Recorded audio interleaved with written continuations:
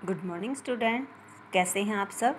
तो बेटा एक बार फिर मैं आपके सामने 9वीं कक्षा का सवैये नामक पाठ लेकर प्रस्तुत हुई हूँ, जिसकी रचना रसखान जी ने की है।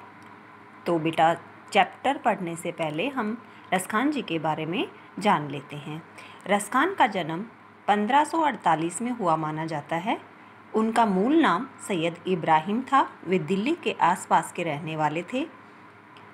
उन्होंने गोस्वामी विठलनाथ से दीक्षा ली और ब्रजभूमि में जा बसे। सन 1628 में उनकी मृत्यु हो गई। जो रसखान जी की प्रमुख रचनाएं हैं सुजान रसखान और प्रेम वाटिका। रसखान रचनावली के नाम से उनकी रचनाओं का संग्रह मिलता है। उनकी भाषा ब्रज भाषा रही। तो बेटा थोड़ा सा पाठ के बारे में पाठ परिचय जान लेते हैं। यहाँ संकलित पहले और दूसरे सवैये में कृष्ण और कृष्ण भूमि के प्रति कवि का अनन्य समर्पण भाव व्यक्त हुआ है। तीसरे छंद में कृष्ण के रूप सौंदर्य के प्रति गोपियों की उस मुग्धता का चित्रण है जिसमें वे स्वयं कृष्ण का रूप धारण कर लेना चाहती हैं। चौथे छंद में कृष्ण की मुरली की धुन और उनकी मुस्कान के अचूक प्रभाव तथा गोपियों की व्यवस्था का वर्णन है। तो शुरू करते हैं बेटा। पहला सवैया। मानुस हो तो वही रसखानी, बसो ब्रज गोकुल गांव के ग्वारन। जो पशु हो तो कहा बस मेरो, चरो नित नंद की धेनु मंझारन। पाहन हो तो वही गिरी को, जो कियो हरि छत्र पुरंदर धारन। जो खग हो तो बसेरो करो मिली, कालिंदी कूल कदम की डारन। इसमें बेटा जो रसखान जी हैं उन्होंने अपने श्री कृष्ण के प्रति जो प्रेम है, अनन्य प्रेम है, उसको प्रकट किया है। रसखान जी चाहते हैं कि जो भी उन्हें जन्म मिले, जिस भी योनि में उन्हें जन्म मिले, वो श्री कृष्ण का सामीप्य प्राप्त करना चाहते हैं। मानुस हो तो रसखान जी कहते हैं अगर मुझे मनुष्य का जन्म मिले तो मैं ब्रज के गोकुल गांव में ग्वालों के साथ रहूं। जो पशु हो तो कहा बस मेरो। रसखान जी कहते हैं अगर मैं पशु बनूं तो उस पर मेरा कोई वश नहीं, लेकिन फिर भी मैं ये चाहता हूँ चरो नित नंद की धेनु मंझारन। अगर मैं पशु बनूं तो नंद की गायों के बीच चरूं। पाहन हो तो वही गिरी को। अगर मुझे पत्थर के रूप में जन्म मिले तो मैं उस गोवर्धन पर्वत का पत्थर बनना चाहता हूँ जिसको श्री कृष्ण ने धारण किया था। हरि छत्र, जिसको श्री कृष्ण ने जिस पर्वत को धारण किया था, उसका पत्थर बनना चाहता हूँ। बेटा इससे संबंधित एक घटना का वर्णन है जो मैं आपको बताना चाहती हूँ कि जब इंद्र के प्रकोप से गोकुल में बहुत भारी वर्षा हुई थी तो श्री कृष्ण ने गोकुल वासियों को बचाने के लिए गोवर्धन पर्वत को अपनी उंगली पर धारण किया था और उसको एक छाते के रूप में धारण करके सभी गोकुल वासियों को इंद्र के प्रकोप से बचाया था। तो रसखान जी उसी गोवर्धन पर्वत के पत्थर बनना चाहते हैं। जो खग हो तो बसेरो करो मिली, कालिंदी कूल कदम की डारन। यदि मुझे पक्षी के रूप में जन्म मिले तो मैं कालिंदी, जो यमुना नदी, कूल मतलब किनारा, कदम्ब के पेड़ों की डाल पर मैं निवास करना चाहूँगा। दूसरा सवैया बेटा। या लकुटी अरु कामरिया पर, राज तिहुपुर को तजी डारो। रसखान जी कहते हैं कि जो श्री कृष्ण जिस लकुटी, लकड़ी, अरु और कामरिया कंबल को लेकर के जाते थे, गायों को चराने जाते थे, इनके ऊपर मैं तीनों लोगों को न्योछावर कर सकता हूँ।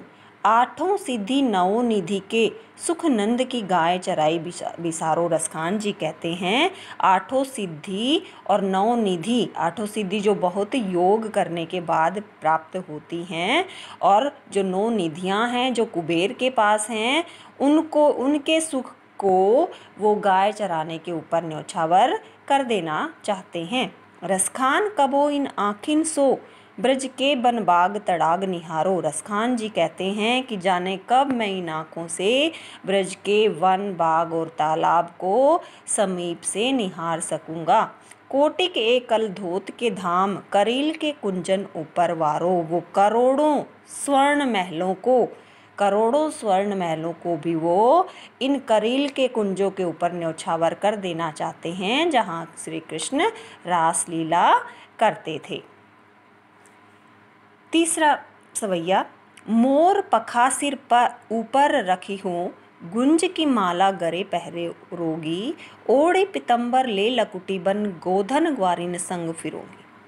भाव तो वो ही मेरो रसखानी, सो तेरे कहे सब स्वांग करूँगी, या मुरली मुरली धर की अधरान धरी अधरान धरूँगी। इस सवैये में एक गोपी दूसरी गोपी से कहती है कि उसको भी श्री कृष्ण का रूप उतना ही पसंद है जितना कि दूसरी गोपी को। तो एक गोपी कहती है, क्या तुम मेरे लिए श्री कृष्ण का स्वांग रचोगी? तो दूसरी गोपी तैयार होती है, कहती है, मोर पक्की, मैं तुम्हारे कहने के अनुसार मोर पंख को धारण करूंगी और गुंजा की माला, जो सफ़ेद काले पत्थर होते हैं उनकी माला को भी गले में धारण करेगी, और ओढ़ी पीताम्बर ले लकुटी, पीले वस्त्र पहन करके, लकड़ी हाथ में लेकर के और गायों के साथ वो फिरेगी। भाव तो वो ही मेरो रसखानी, सो तेरे कहे सब स्वांग करूं, क्योंकि मुझे भी वही अच्छा लगता है, तेरे कहने से मैं श्री कृष्ण का स्वांग रखूंगी। या मुरली मुरलीधर की अधरान धरी अधरान धरोगी। लेकिन जो गोपी है उसको मुरली से क्या है बेटा? ईर्ष्या है, क्योंकि मुरली श्री कृष्ण के होठों से हमेशा लगी रहती है। इस कारण गोपी कहती है कि मैं सभी स्वांग करूंगी श्री कृष्ण का रूप धारण करने के लिए, लेकिन जो मुरली है उसको मैं धारण नहीं करूंगी। अगला सवैया देखते हैं।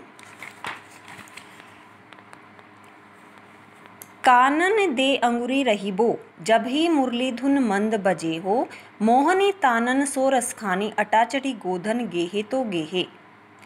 टेरी कहो सिगरे ब्रज लोगिन, काल्हि को कितनो समझे हे, माई रे वा मुख की मुस्कानी, संभारी न जेहे न जेहे न जेहे। इस अंतिम सवैये में जो गोपी है वो अपनी विवशता को प्रकट करते हुए कहती है कि और सब कुछ वह करेगी, लेकिन जो श्री कृष्ण हैं उनकी जो मधुर मुस्कान है वो उसके वशीभूत हो जाती है, उसकी तरफ आकर्षित हो जाती है। कानन दे अंगुरी रहीबो, जब ही मुरली धुनी मंद बजे, वो जब श्री कृष्ण मुरली बजाएंगे तो वो कानों में उंगली डाल देगी, उनकी मधुर ध्वनि को नहीं सुनेगी।